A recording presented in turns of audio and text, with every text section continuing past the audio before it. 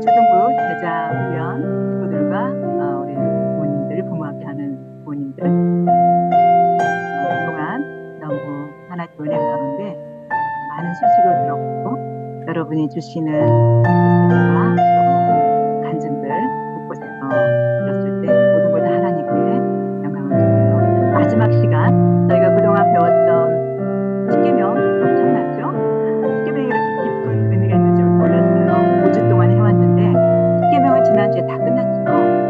그래서 오늘은 간단히 십계명을 정리하는 시간으로 가고요. 세계관은 뒷부분에 나와 있어요. 창조 세계에 순종해요. 그 부분을 포커스를 맞출게요. 그렇기 때문에 여러분들은 1계명에서 10계명 부분은 준사님이 빠른 속도로 중요한 핵심만 짚고 갈 테니까 한번 머릿속에 기억하는 시간, 하나님 말씀을 계속 반복해서 듣고 내 마음속에 새기기로 했었죠? 마음에 담기 위해서는 어쩔 수가 없어요. 가장 귀하고 멋진 하나님의 법 10계명을 마지막 정리하는 시간 가지면 좋겠고요. 요점 정리할 필요가 없이 듣다가 뒷부분에서 하면 됩니다. 자, 여러분 준비됐죠? 네, 여러분들 많은 양이지만 그동안 배웠던 걸 한번 10계명, 1계명에서 10계명 한번 쭉 훑어보기로 해요. 우리가 지금 무엇인가에 대해서 배울 때 우리가 10계명을 지금 언급하고 있죠. 10계명의 핵심, 교리의 핵심이라고 할 수 있어요. 곧 성경의 뼈대 원리라고 할 수 있는 게 교리라고 했었죠. 하나님은 누구시고 우리는 어떻게 창조됐고 인간에게 왜 죽음이 왔고 또 죄가 무엇인지 그리고 하나님께서 가르쳐 주신 주기도는 무엇인지 그것은 2학기 제자훈련 때 갈 거예요. 이번 해는 봄학기에는 10계명으로 출발해 갔습니다. 웨스트민스터 신앙고백서를 우리가 배우고 있는데 많은 교리서 중에 웨스트민스터 신앙고백서는 1643년부터 약 몇 년 동안? 5년 동안 100명이 넘는 신학자, 목회자가 약 1000회가 넘는 모임 속에서 하나님 말씀을 줄이고 핵심적인 것을 찾아냈다고 그랬었죠. 네, 여러분 기억할 거예요. 근데 그 10계명을 우리가 딱 두 가지로 핵심 정리를 하면 뭐다? 자, 문 42번에 10계명의 핵심은 무엇입니까? 같이 한번 읽어볼까요? 우리의 마음과 영혼과 힘과 뜻을 다하여 주 하나님을 사랑하고 우리 이웃을 우리 자신처럼 사랑하는 것입니다. 라는 거죠. 누가 언제 어디서 왜 하나님께서 출애굽 후 시내산에서 누구에게 하나님 백성으로 살아갈 이스라엘 백성, 지금 오늘날 하나님 백성 우리에게 가장 중요한 법으로 주셨다고 했었죠. 자, 10계명은 어디에 보완돼 있었어요? 네, 여러분들 알다시피 성막 안 가장 하나님께서 은밀한 곳에 거하시는 지성소, 법궤 안에 있었죠. 그 말은 하나님의 영광이 머무른 곳, 하나님께서 임재하시는 곳, 그 10계명과 하나님은 뗄 수 없는 하나님 백성이 하나님과 동행할 수 있는 최고의 방법이 무엇이다? 10계명이다. 10계명을 통하여서 하나님 모든 구약과 또 신약이 이렇게 확장되어 간다는 것을 알 수 있어요. 자, 출발해 볼까요? 우리가 배웠던 1계명에서 4계명은 하나님 사랑이고 5계명에서 10계명은 이웃 사랑인데 우리가 첫 시간에 그랬어요. 1계명 하나님 외에 다른 신을 섬기지 않을 때 나머지 2계명부터 10계명까지는 바로 지킬 수 있다라고 했었죠. 그래서 1계명이 무엇인가? 너는 나 외에 다른 신을 두지 말라인데 그 의미는 뭐였었죠? 나는 또 세상은 창조하신 우리 하나님 창조주를 섬기라고 우리가 하나님께 부름을 받았고 창조되었는데 자연 만물, 태양이나 바다, 동물, 나무 우리가 다스려야 할 것들을 섬길 때에 이것은 우상이 된다고 했죠. 그뿐만 아니라 눈에 보이는 형상을 새기진 않지만 사람이나 돈이나 명예나 성적 또는 인기나 자기의 높아짐이 하나님보다 중시 여기면 어떻게 된다고요? 맞아요. 그것도 하나님의 다른 신을 섬기는 것이 된다고 했었죠. 하나님의 다른 것이 우리의 믿음의 대상이 될 수 없어요. 우리 삶의 목표도 될 수가 없겠죠. 가장 최고 좋고 아름다운 것, 정의와 선하신 분은 누구시기 때문에 우리를 창조하신 우리 하나님이시기 때문에 진리와 구원도 자기 힘으로 되는 것이 아니죠. 다른 것이 없다고 그랬어요. 오직 하나님으로부터 왔기 때문에 우리는 그분을 신뢰하고 믿음 가운데 서는 것이 바로 하나님의 백성으로서 서야 될 첫 번째 계명이겠죠. 1계명은 복과 동시에 또 위협의 약속이라고 했죠. 하나님을 의지하면 은총을 받지만 우상을 숭배할 때는 하나님의 진노가 임하는 계명 중에 계명이었다고 그랬어요. 내 마음은 오직 하나님께만 향하고 있나? 다시 한번 점검해봐요. 준사님 너무 멋진 소식을 들었어요. 어떤 친구가 자기가 새 때부터 조금씩 100원, 200원 모아서 용돈을 모았는데 15,000까지 모았대요. 그래서 자기 마음이 자꾸 돈에 가서 하나님께 그 모든 것을 드렸다고 해요. 그랬더니 그때 그 친구는 작년에 미션이었던 말씀 쓰기하고 그걸 지금까지 꾸준히 했어요. 다 완성하지 못했을지라도 지금까지 했던 그 인내함 참 칭찬할 만하죠. 그리고 그 친구는 매주 말씀도 암송하고 그리고 말씀 쓰기도 잘하고 그래서 거기에 해당하는 정말 동일한 금액이 상품권으로 받았다는 거예요. 우연의 일치일까요? 하나님께서 제자 훈련을 통하여서 친구의 마음을 터치하시고 하나님을 제일 사랑할 수 있는 향유옥합을 깨뜨린 여인처럼 두 랩돈을 바쳤던 여인처럼 하나님을 사랑하는 마음을 고백했을 때 너무 기뻐하셨을 것 같아요. 또 여러 가지 소문들이 많아요. 우리 친구들이 세족식 하면서 부모님과의 관계, 또 가족과 관계가 회복되고 서로 사랑하게 됐다는 것, 제자훈련 미션 수행을 하면서 여러분들이 받았던 은혜가 잔잔하게 주님께 영광을 돌릴 수 있는 그런 계기가 돼서 너무 감사해요. 두 번째, 너를 위하여 우상을 만들지 말라. 첫 번째 계명이 바로 서 있는 사람이라면 세상과 나를 창조하신 분, 사람들은 하나님을 섬기지 않고 자신을 위해 우상을 만들지 않겠죠? 자연물과 돈과 또 명예나 공부나 인기, 외모, 권력에 집착하지 않겠죠? 곧 나 자신을 위해서 우상을 만들지 않는 것은 하나님 외에 다른 것을 소중하게 여기지 않는 자를 말하겠죠. 참신, 오직 여호와 유일한 우리 하나님을 내 마음에 두라는 말씀이 있었어요.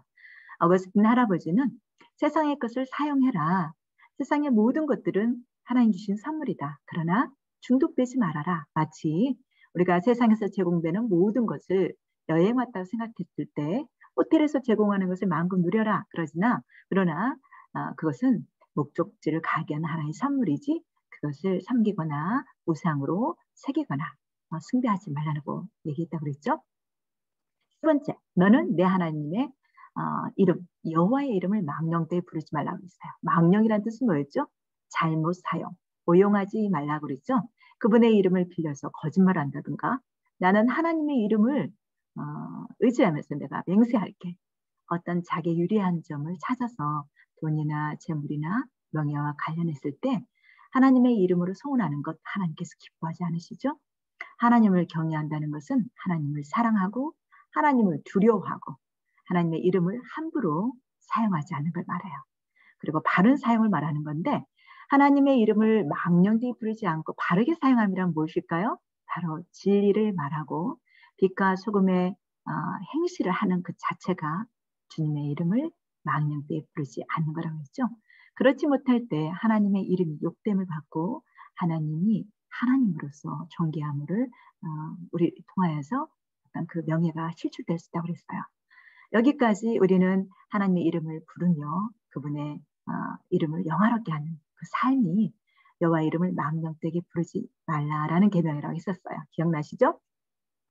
또 여러분들이 알고 있는 마귀는 늘 우리에게 죄와 수치, 고통, 가난, 궁핍으로 우리를 위협하고 우리를 열등감으로 몰아내기도 하고요. 하나님의 이름을 향한 열망을 앗아가요. 그렇지만 우리가 하나님을 사모하고 하나님을 갈망할 때 그 외침이 가득한 마음에서는 이러한 것들이 마음속에 자리 잡지 못하여서 하나님의 이름을 망령되게 부를 수도 없다고 했었죠. 네. 네 번째 계명 뭐죠 여러분? 안식일을 거룩하게 지키라. 안식일의 계명에 대해서는 조금 발전적인 모습이 있다고 그랬죠. 창세기에 하나님께서 6일 동안 세상 모든 만물을 창조하시고 안식하셨더라. 7일째. 그때 안식일을 거룩하게 지키란 말씀이 있는데 출애굽기와 레위기를 거치면서 쉼이 강조되고 성회, 거룩할 성자, 모일의자, 거룩한 모임을 가져라는 것은 지금의 교회의 시작이겠죠. 구약 때 이미 거룩한 공동체로 모여서 하나님께 함께 예배드리고 찬양하는 것을 명령하셨어요. 신명기 와서는 안식일이 조금 더 확장되죠. 출애굽의 구원을 기억하라라고 하셨어요.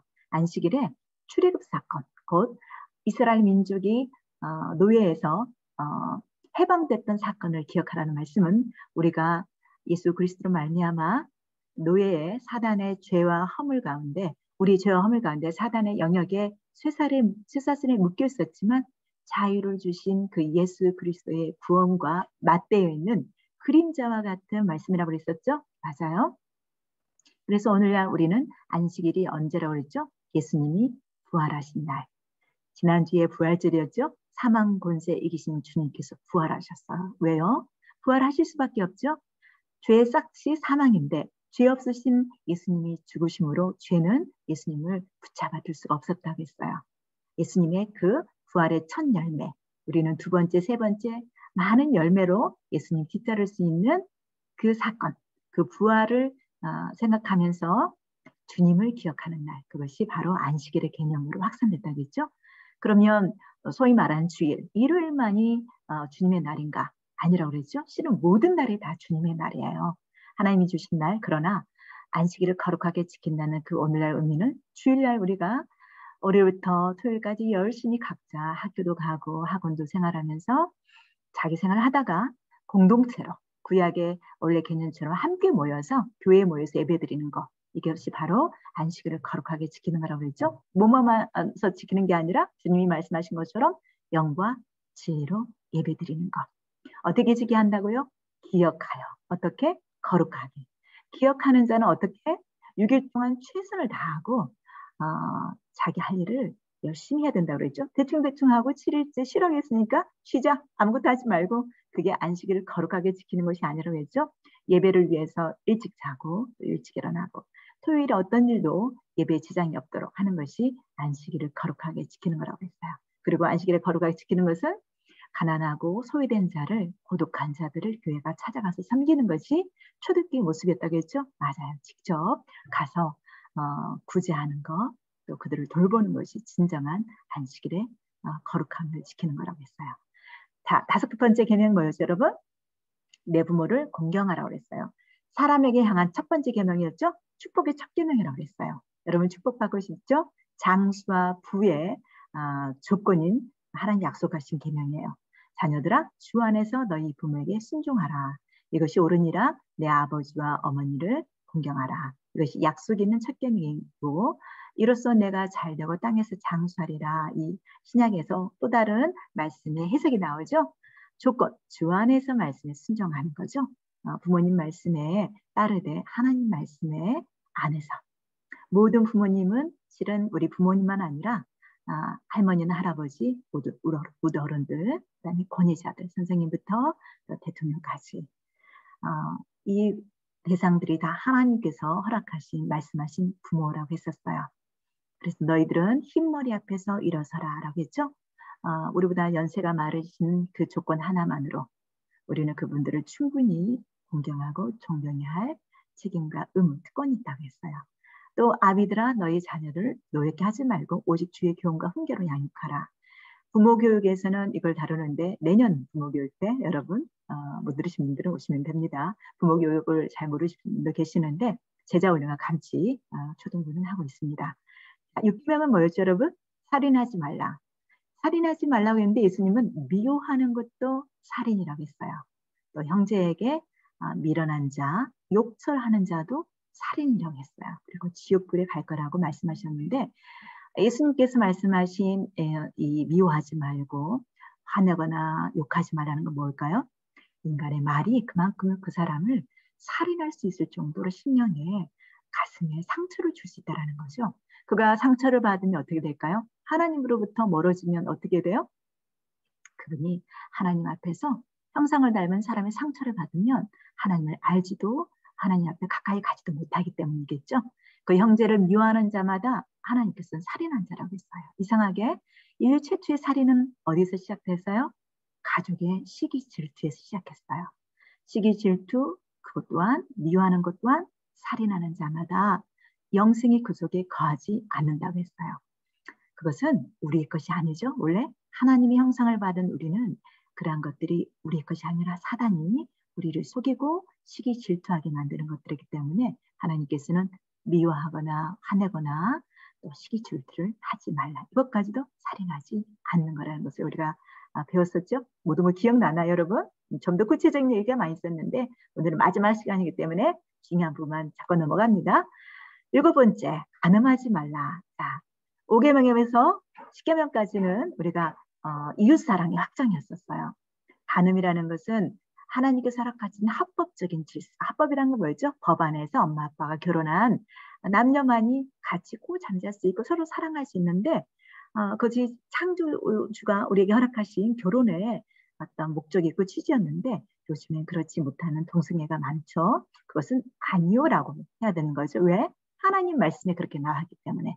육체적인 간음뿐만 아니라 우리 예수님께서는 마음속의 음욕까지도 정결하지 못한 말과 행위 그리고 생각까지도 음란한 것이다 라고 말씀했다고 그랬죠. 나의 개인의 정결도 중요하다면 타인이 그렇게 살도록 돕는 것도 간음하지 말라는 이웃사랑의 확장과 결부됐다고 했어요. 그러면서 간음하지 말라는 결혼의 중요성을 강조했어요. 결혼이 곧 명예이다. 간음과 이혼은 결혼의 멸시부터 시작된다고 그랬죠. 그리고 우리 자녀에게 가르칠 명예로운 길이고 사랑과 신뢰가 가장 밑바탕이 돼야 된다고 했어요. 부부는 하나님이 세우신 거룩한 지위 중에 지위라고 했죠. 누구는 이렇게 말했어요. 우리 교부들은 결혼은 성직자보다 귀하다 했고요. 세상 권세자의 직무보다 귀하다고 했어요. 오늘날 결혼에 대해서 너무 쉽게 생각하고 가볍게 여기기 때문에 간음과 이혼이 많다라는 것 우리 잊지 말자고 했죠. 여러분들은 앞으로 결혼 배우자를 위해서도 지금부터 기도를 했으면 좋겠어요. 그렇게 하나님 마음에 합했던 다윗까지도 간음할 수밖에 없었던 것. 누구든지 넘어질 수 있다는 것. 그렇죠? 다윗의 뼈아픈 회개 속에서 용서는 하셨지만 이 땅에서 다윗은 가정에 너무 비참한 역사적인 사건들이 그 죄 때문에 생긴 일이 많아요.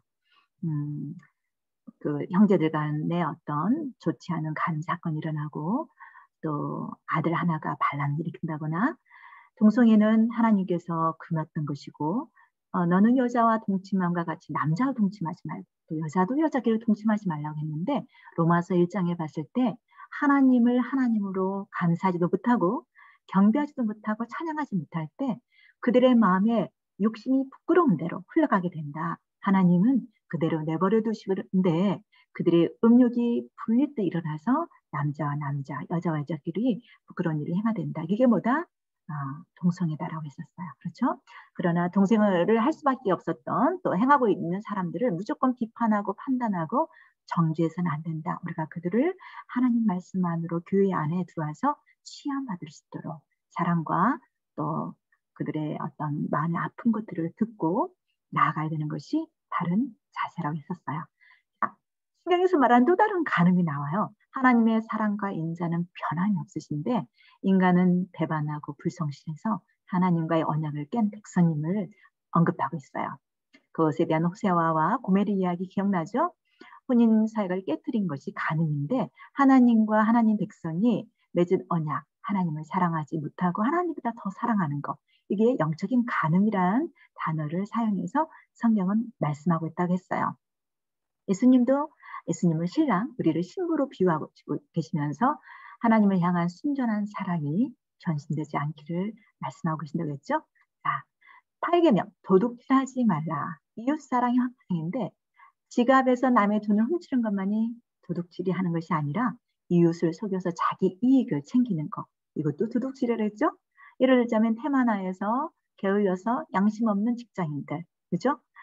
대충 일하고 월급을 받는 것도 하나님 보시기에는 도둑질이라는 거죠. 이웃의 소유와 재물을 보호하고 촉진해야 되는데 그렇지 못하는 것도 도둑질이라고 했어요.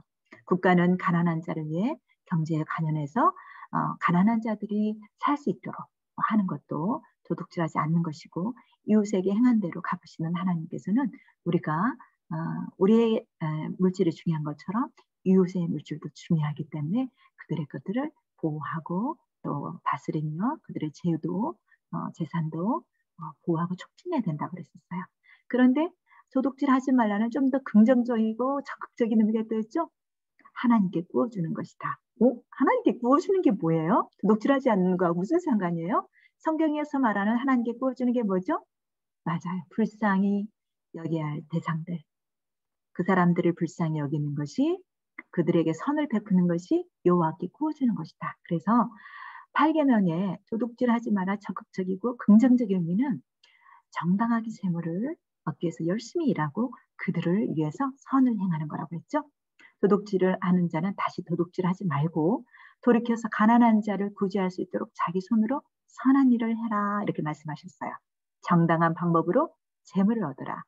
일하기 싫거든 먹지도 말라 이런 말씀도 있다고 그랬죠. 정당하게 땀을 흘려서 수고해서 나만 부유하게 잘 먹고 잘 사는 것이 아니라 가난하고 외롭고 소외되고 고독한 자를 돕는 것이 도둑질하지 않고 이웃을 사랑하는 방법이다라고 했었어요. 자, 이웃의 재물을 보호하고 부당하게 착취하지 마는 것, 법의 테두리 안에서 도둑질하는 그런 LH 공사 같은 사람들, 이것도 지금 세상에 문제가 되고 있는 거죠. 큰 도둑은 할부하고 작은 도둑을 처벌하는 이런 사회는 하나님 보시기에 기뻐하지 않는 사회겠죠. 도둑질이라는 것은 부정한 방법으로 재산을 갈취하는 것도 도둑질이지만 심판 때에 하나님 앞에서 아무리 자기가 감출하더라도 도둑은 심판자의 어떤 재판자의 손아귀는 피할 수 있겠지만 절대적인 왕, 우리의 모든 것을 아시는 하나님 앞에서 피할 수 없다는 것 우리가 언급했어요. 또 하나의 하나님께 도둑질하는 게 뭐였죠? 11조. 11조에 대해서 우리가 많이 언급했기 때문에 그만하고요. 마지막 하나 또 뭐였죠? 시간에 대한 11조를 말씀드렸었어요. 자, 9계명을 볼게요. 내 이웃에 대하여 거짓 증거하지 말라라고 했네요. 죄송해요. 누가 와서 좀 잠시 언급했는데요. 하나님 10계명, 9계명은요. 거짓의 하나님이 아닌 진실과 정의, 공의의 하나님. 그죠? 내 이웃에 대하여 거짓 증거하지 말라는 것은 바로 진실과 정의와 공의의 하나님이라는 것을 우리가 알고 또 믿고 따르기 때문에 어느 누구에게도 거짓 증거할 수 없다는 거죠. 예외로 이제 모세 시대 산파 시부아라든가 시브라라든가 우아에 대해서 배웠죠. 라합과 있으신 장군 이것 보고 우리가 하는 거짓말을 했어요. 그러나 누구 말도 잘못 옮기거나 부정적인 말, 왜곡하고 헐뜯거나 모략하는 것은 잘못된 거라고 얘기했죠. 들어보지 않고 경솔하게 판단하는 것도 잘못됐고요. 법정 송사와 모든 일, 진실과 정직, 진술 또 이런 것들이 하나님 앞에서 거짓 증거하지 말자라는 걸 썼어요. 이웃의 명예와 평판, 보호 증진, 거짓말과 속임수, 사탄 이런 것들은 거짓의 아비가 주는 거라고 했죠. 이웃의 명예와 평판을 보호하고 증진해야 되는데 거짓말과 속임수로서 어떤 사람을 곡해하게 만들고 오해하게 만드는 것 실은 이것도 거짓 증거고 어떤 사람의 명예가 땅에 떨어졌는데 그것도 모른 채 하는 것도 실은 거짓 증거에 해당한다고 했었어요. 여러분 거짓 증거하지 않겠어는 때로는 용기가 필요하겠죠. 아닌 것에 대해서 아니요라고 말할 수 있는 용기. 하나님과 매일 동행하는 자는 그것을 이겨낼 수 있을 거예요. 거짓 없으시는 하나님의 성품. 마귀는 거짓말을 하는 그 왕이죠. 하나님과 정반대는 성품을 가졌어요. 예를 들어서 왕따에 대한 따돌림 당하는 친구. 거짓 증거는 안 되죠. 한 친구가 왕따를 당했는데 내가 만약에 그 친구의 잘못된 것을 직접 눈으로 보지도 않고 확인도 안 했는데 남들이 그렇다더라. 그래서 그 친구가 왕따를 계속 당했는데 나도 그렇게 한다는 것은 하나님께서 마음 아프실 거예요. 내가 그 왕따 친구가 아니라는 것은 나는 알고 있다면 변호를 해야겠죠. 내가 그 왕따 친구를 변호하면 나도 왕따 당할까 봐 두려워 산다는 것은 못한다는 것은 거짓 증거가 돼요. 그렇죠? 마귀는 처음부터 욕심쟁이고 거짓말쟁이고 그 속에 지혜가 없어요. 다만 우리 하나님은 거짓이 없으신 영원부터 영원까지 진실하신 하나님이기 때문에 우리는 이 말씀에 마음을 새겨야겠죠. 어떻게 요셉에게 거짓 증거하지 않지요? 자, 항상 주님 앞에서 진실함을 강구하고요. 두 번째, 공정해야겠고요. 어리석음이나 아첨의 말은 내 앞에서 사라져야 되겠고 일관성 있게 오늘은 이랬다, 내일은 저랬다 이렇게 변덕스러운 마음은 거짓 증거에 유혹이 넘어갈 수 있어요. 유순함과 과묵하고 때로는 무례함 속에서도 참을 수 있고 인내할 수 있고 조롱과 험담 속에서도 우리가 이해할 수 있는 것 이것이 바로 하나님 앞에서 서가는 것이겠죠. 십계명을 갑니다. 내 이웃의 집을 탐내지 말라 그랬었죠. 내적 순종이 요구되는데 이웃의 모든 소유에 탐심을 금하는 것 모든 감정을 절제하는 것, 작은 욕망이라도 우리 안에서 일어나지 않도록 우리가 기도해야겠죠. 언제나 죄를 미워하고 모든 의를 좋아하고 즐거워할 수 있는 것. 이것이 내적인 이웃의 집을 탐내지 않는 그런 마음이랬죠. 그런데 이것은 중심에서 나오는데 하나님과 동행한 자만이 가능하겠죠. 특히 어떻게 할 때 적극적으로 내 스스로 나의 모든 환경에 감사할 수 있는 것. 나의 부모님, 나의 가족 환경, 조금은 다른 가족보다 부유하지 못하고 우리 엄마 아빠가 많이 배우지 못했을지라도 또 우리가 다른 사람보다 똑똑하지 못할지라도 하나님 나에게 주신 모든 것에 감사할 수 있는 것. 이거 뭐라고 했죠? 자족이라 했죠?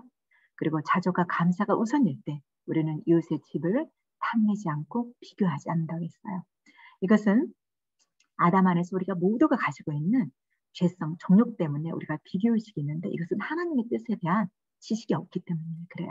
하나님은 우리를 가장 최고의 선함으로 가장 최고의 조건으로 우리를 인도하신다는 거 여러분 믿으세요?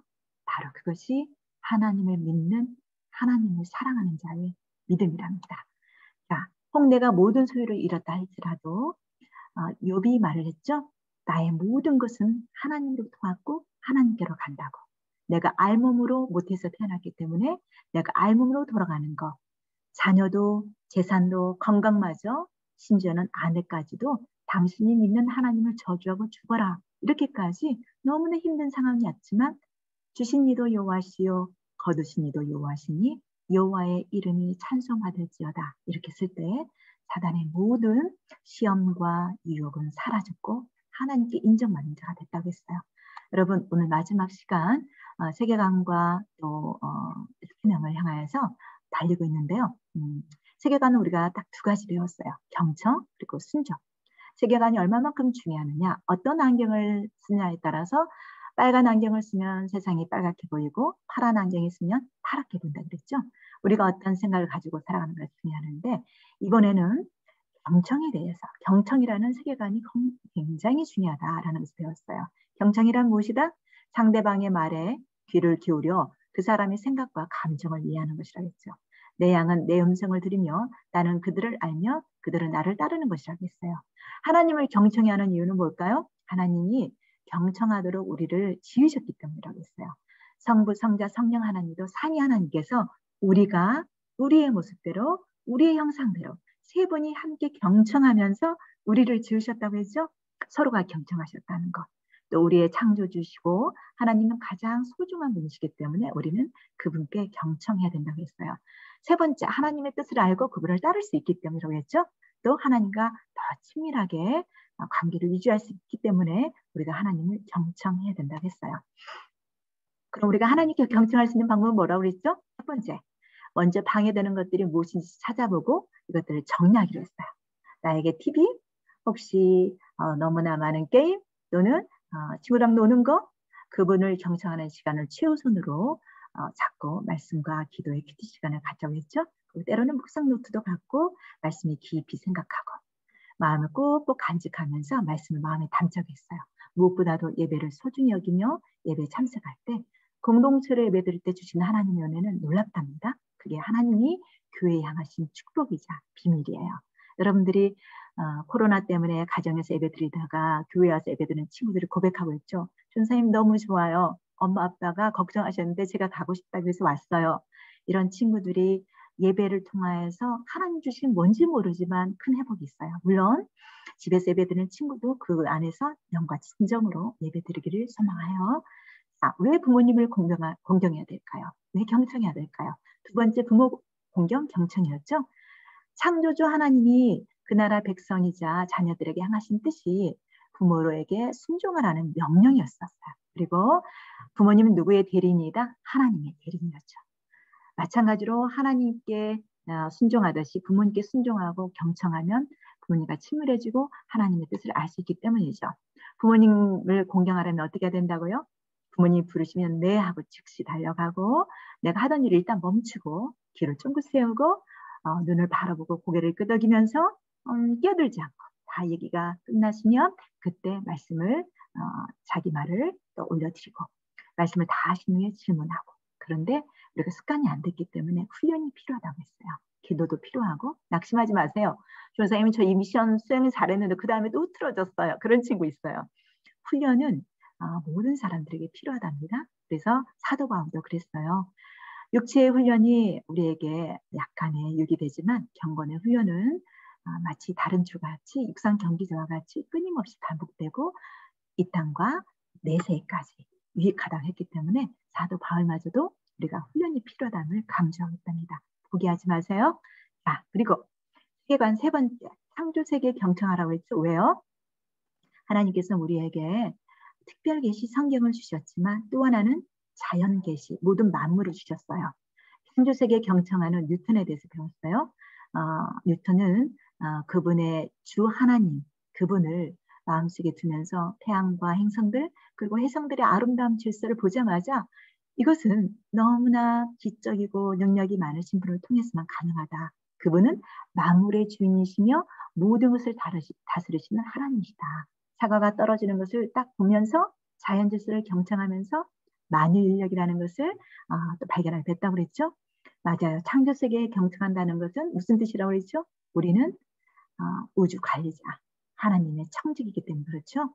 모든 만물에 눈에 보이는 것과 보이지 않는 것에 하나님의 능력과 신성이 드러나 있는데 자연 세계에 창조 세계에 경청할 때에 하나님의 다스림을 우리가 느낄 수 있어요. 그리고 예수님을 닮아가는 작은 제자의 성품, 순종에 대해서 배웠어요.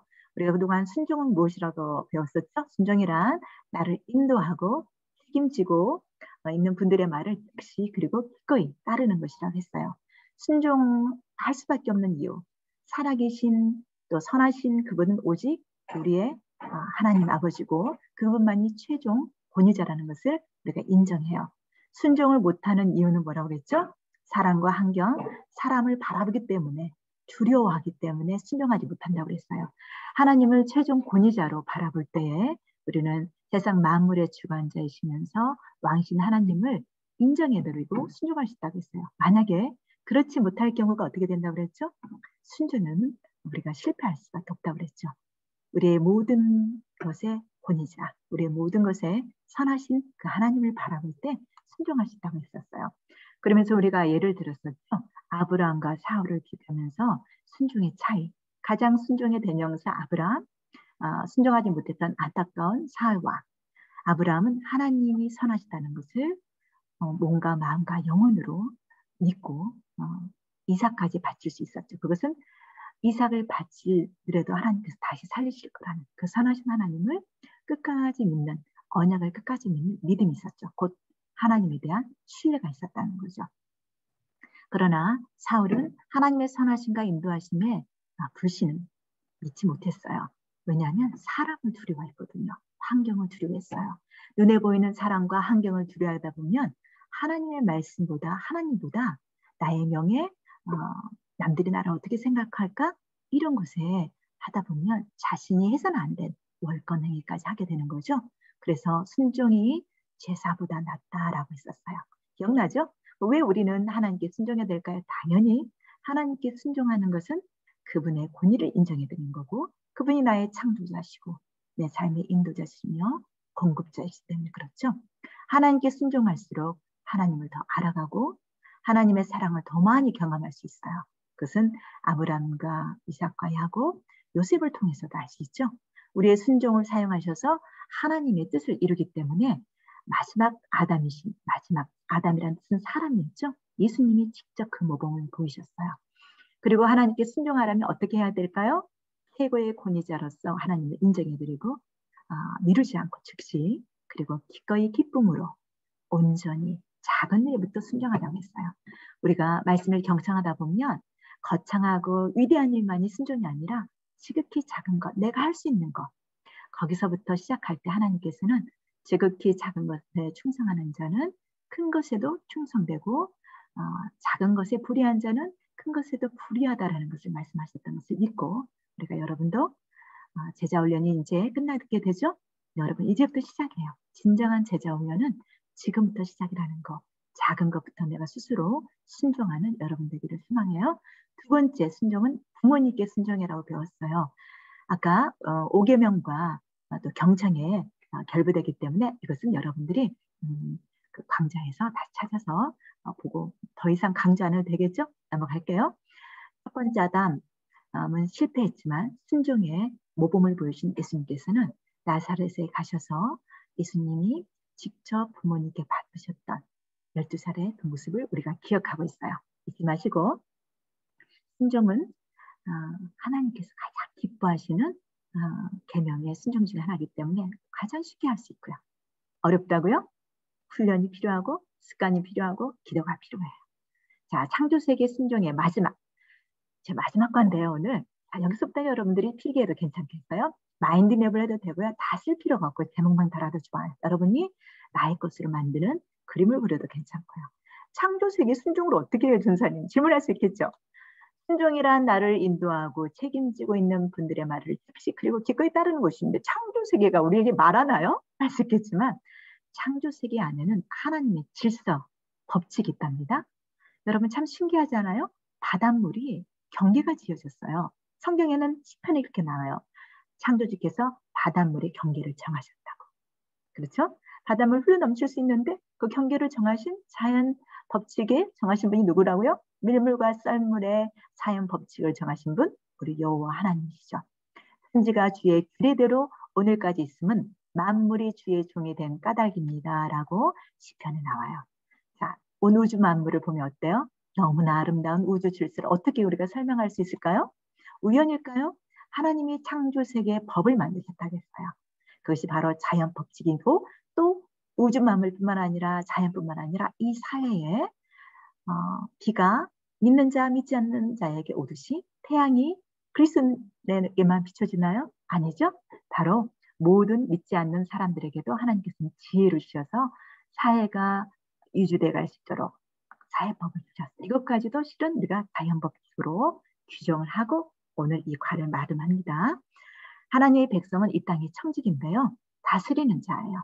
자연 만물을 다스리고 도량법 또 말과 하나님께서 주시는 모든 것들을 우리가 생각하며 나아가는데요. 이러한 것들이 인간에게 주셨던 하나의 선물인데 우리가 이 선물을 잊어버렸어요. 도량뿐만 아니라 말이나 여러 가축들, 뭐 개라든가 소라든가 이런 동물들이 이상하지 않아요, 여러분? 우리에게 순종을 해요. 우리가 훈련시켰을 때. 사자나 호랑이가 우리보다 힘이 더 세죠? 코끼리는 엄청 크잖아요. 그런데 조련사가 훈련했을 때 우리의 그 훈련에 귀를 기울여요. 온 우주 만물에 한치 오차도 없이 여러분 이 땅이 전 세계가 굴러가는 거 우연일까요? 하나님께서는 그런데 이 온 우주 만물을 우리에게 주시고 내가 지배하고 정복하고 다스리라고 했어요. 그 청지기의 삶을 주셨죠? 도량법을 정하셨다는 것은 자연의 법칙을 정하셨고 바다와 우주의 법칙을 정한 자가 하늘의 궤도와 법칙을 땅에 베푸셨다고 했어요. 곧 하나님의 선물인데 자연 만물을 지배하고 정복하고 다스리라 하신 그분은 우리에게 청지기로서의 소명을 감당하되 남용하지 말아라. 정복자로서 군림하지 말고 돌보라는 거죠. take care of 해야 되는데 그러지 못하고 마음대로 우리 욕심부르기가 돼가지고 자연 만물을 훼손시키고 있는 거죠. 들소가 어찌 기꺼이 너를 위하여 일하겠느냐? 내 요한간에 머물겠느냐? 모든 자연 만물에 하나님이 지혜를 베풀고 명령하셨기에 가능함을 제시하고 있어요. 여기서 보면 아까 조사님 살짝 언급했지만 들소들이 우리가 애완간에 갇힌다고 가만히 앉아 있어요? 이상하지 않아요? 그건 하나님이 법칙이에요. 우리 보고 다스리라고 하셨기 때문에 아무리 날뛰는 말들도 사람이 다스리고 훈련시키면 수능을 하죠. 이게 뭘까요? 하나님의 형상으로 우리에게 창조기적 역할을 주셨기 때문에 동물들은 우리가 훈련시킬 때에 순종한답니다. 자, 이렇게 무서운 들소까지도 조련 사이에서 훈련되어지죠? 어때요?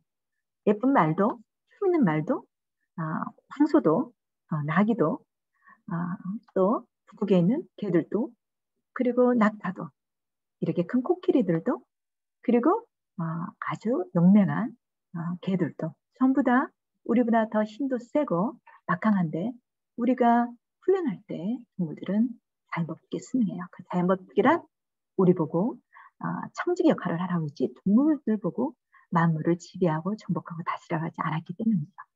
왜 창조세계에서 순종해야 될까요? 창조세계에 순종한다는 것은 창지기로서 창조세계를 경청해야 하기 때문이라고 배웠어요. 지식과 지혜로 우리가 창조세계 경청할 때 하나님의 목적대로 사용되기 때문이죠. 하나님의 형상, 곧 창조의 삶은 하나님의 명령에 의했었어요. 자연법칙은 곧 창조세계를 하나님 다스리는 것인데 그것이 바로 하나님의 다스림을 인정하는 것이기 때문이죠. 동식물을 포함한 창조세계의 자연법칙이 있다는 것을 우리가 알 수 있어요. 예를 들어볼까요? 중력과 강압성, 유전법칙, 꿀벌들, 또 꿀벌들은 꽃을 이렇게 옮겨 다니면서 열매를 몇 개 만들잖아요. 그리고 그래서 우리에게 또 음식이 되죠, 과일이. 그러나 지구 온난화로 꿀벌이 사라졌어요. 겨울잠에서 깨어났는데 꽃이 다 피어버렸고 이제 져버린 거죠. 왜 그럴까요? 지구가 너무 따뜻해졌어요. 왜 온난화가 생겼을까요? 인간의 욕심 때문에 산업화를 너무 가속화시켰고 화석연료를 급증해서 너무 많이 사용했어요. 이산화탄소가 더 많아지고 온실가스가 대량 배출됐죠. 너무 더 많은 습속에 나무들을 베어버렸어요. 산수가 줄어들었죠. 그러다 보니까 환경오염과 지구의 온난화는 우리 인간의 생명까지도 위협하고 있죠.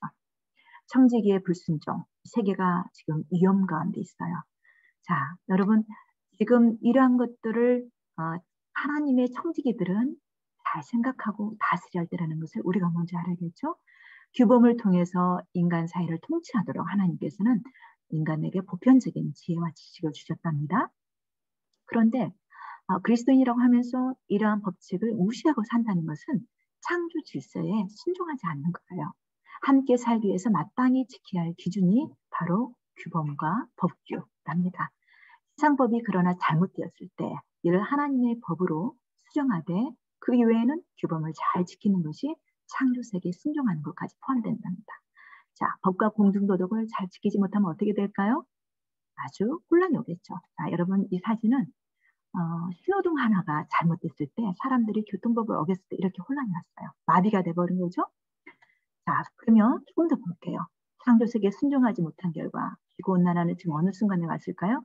1988년에 지구가 덮쳤던 무더위가 너무 강하게 내리쬐자 사람들은 홍수와 화재, A급 허리케인 등을 겪고 나서야 이제 지구가 아주 온난화에 처했구나는 것을 깨닫게 됐어요. 건강하고 울창한 숲은 기상 변화로 이제 많이 줄었고요. 지구가 여기저기 아프기 시작했어요. 펭귄은 갈 곳이 없어지고 집은 이렇게 사라지고 있어요. 전 세계가 지금 여름만 되면 이렇게 열병을 앓고 있죠. 자, 우리나라도 지금 이렇게 폭염 경보까지 작년, 재작년에 일기고예요.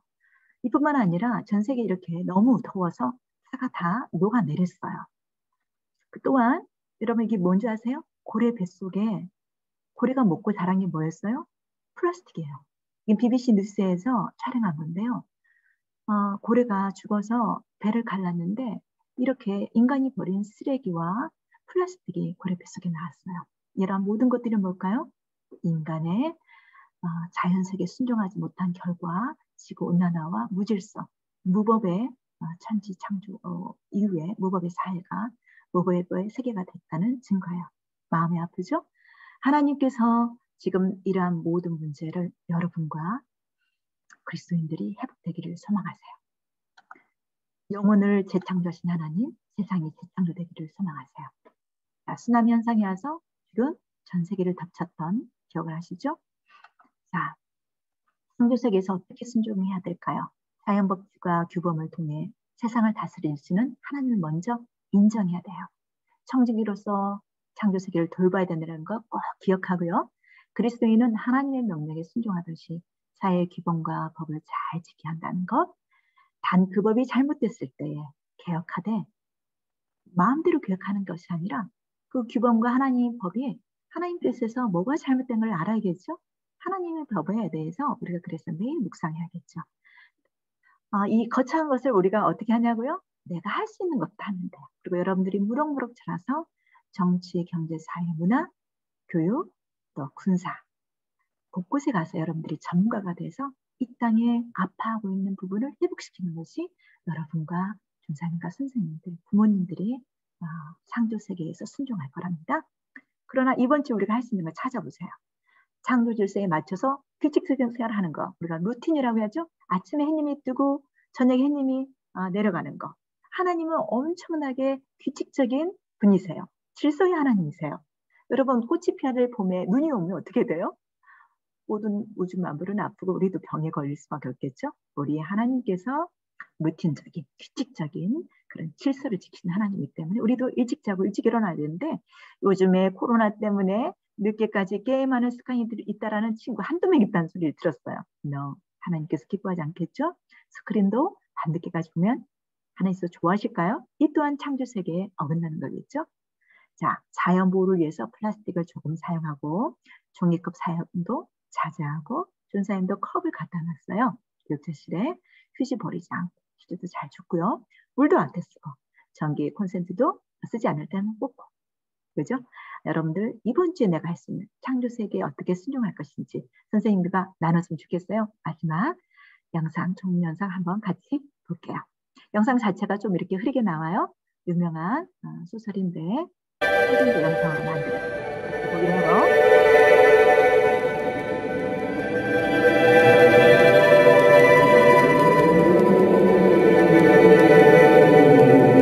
아주 오래전 난 사람들한테 잘 알려지지 않은 산길을 따라 여행을 떠났다. 그곳은 알프스의 높은 곳에 있는 오래된 마을로 아래로 내려가면 프로방스가 나왔다. 구름 한 점 없이 맑은 초여름 날씨였다. 그러나 버려진 이 산속 마을엔 바람이 사납게 쌩쌩 불고 있었다. 마을 사람들은 수출 구워 먹고 살았다. 모두 가난했다. 여름이나 겨울이나 살을 내는 모진 추위는 견디기 힘든 것이었다. 착실하게 살던 이들도 끔찍한 현실 앞에 무너졌다. 여자들은 분노로 가득 차 있었다. 그들은 모든 것에 경쟁을 했다. 수출 파는 것에서 교회에 가는 일까지, 좋은 일이든 나쁜 일이든 더 잘하기 위해, 칭찬이든 비난이든 더 받기 위해 서로 끊임없이 싸웠다. 게다가 늘 바람이 불었다. 바람은 사람들의 정신을 갉아먹었다. 자살하는 사람들, 미쳐서 살인을 저지르는 이들이 전염병처럼 번졌다. 그때 저 멀리서 뭔가가 눈에 들어왔다. 거무스름한 게 마치 나무 그루터기인 것 같았다. 양치기였다. 곁에는 30마리쯤 되는 양들이 마른 풀 위에서 쉬고 있었다. 목적지에 다다르자 그는 쇠지팡이로 땅을 꾹꾹 찔렀다. 구멍이 파이자 도토리를 넣곤 다시 구멍을 메웠다.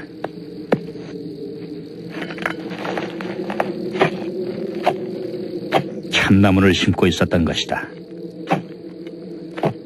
난 그의 땅이냐고 물었다. 아니라고 했다. 주인을 아니냐고 물었다. 모른다고 했다. 그는 도토리 배가를 하나하나 정성스럽게 심어나갔다. 아무래도 내가 끈질기게 물었었나 보다. 그가 대답해 주었다. 지난 3년간 그는 이 아무도 살지 않는 땅에 나무를 심어왔다고 했다.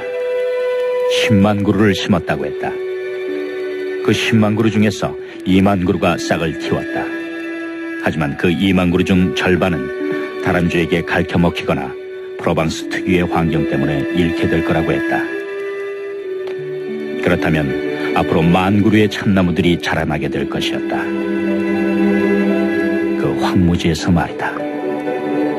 그 양치기의 이름은 엘제아르 부피에였다.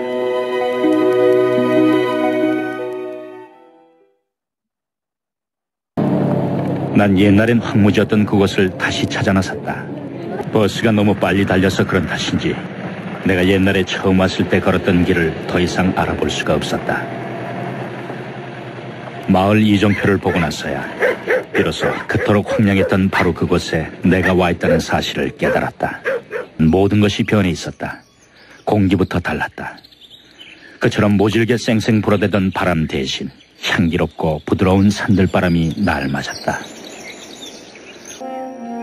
1913년에 보았던 무너진 직터 위엔 이제 깨끗한 농가들이 사이좋게 들어서 있었다. 모두들 행복하고 만족한 모습이었다.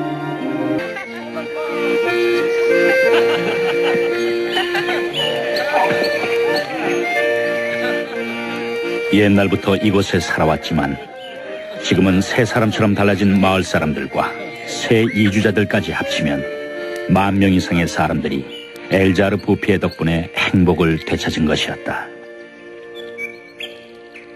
자신의 영혼과 몸 밖에는 아무것도 없었던 한 남자가 그 황량했던 대지를 이런 약속의 땅으로 바꾸어 놓은 걸 생각하면 그의 인생은 너무나도 멋진 것이었다.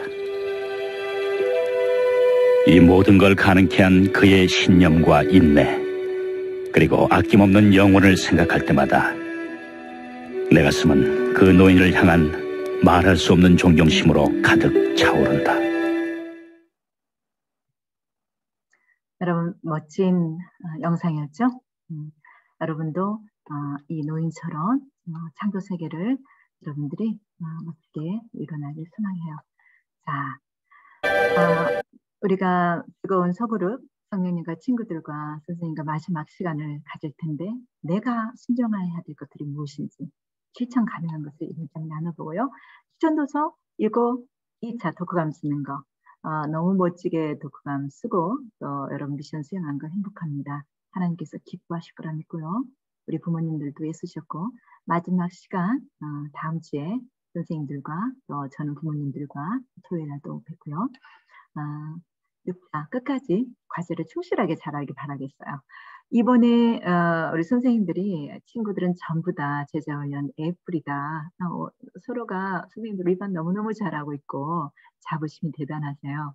선생님들의 사랑과 또 인내, 또 여러분들을 향한 열정이 너무 감사하고 무엇보다 우리 주님께서 코로나 시기에 이렇게 영상으로 또 속으로 못 만나지만 영상으로 잘하는 친구 보고 선생님 감동이 됐어요. 그룹으로 못하고 이미 마감이 됐기 때문에 예루살렘 제자반 못하는 안디옥 제자반 친구들 또 부모님들 영상을 들으면서 친구들과 가까워지고 주님에 대해서 십계명에 대해서 생각하셨다는 게 너무 감사하고요. 우리가 부족하지만 다시 일어서고 주님이 우리를 사랑하셔서 내일 아침 또 태양이 떠오르듯이 다시 또 일어나서 하나님을 사모하며 가면 돼요. 멋진 주동부 친구 여러분, 제자반 또 영상을 듣는 모든 가족 여러분 힘내시고 주님 오실 때까지 선한 경주를 가기를 소망해요. 자, 실은 소감문은 A4 용지 반절이나 몇 줄만 해도 괜찮고요. 원래는 8주인데 우리가 6주로 끝내요. 다다음 주에는 우리가 공과 시간에 소감문 한 몇 명만 발표를 하고요. 원래는 코로나가 없으면 여행을 하는데 못하게 돼서 좀 미안해요. 역사 탐방을 하게 되는데 올해는 좀 못해서 아쉽기도 하지만 코로나 끝나면 꼭 우리 가을 학기 하기를 소망해요. 이제 여러분들은 제자훈련 실질적으로 시작이라는 거. 우리 부모님도 기도 부모로서의 새로운 가정을 끌어가는 시작입니다. 여러분 축복하고 사랑합니다.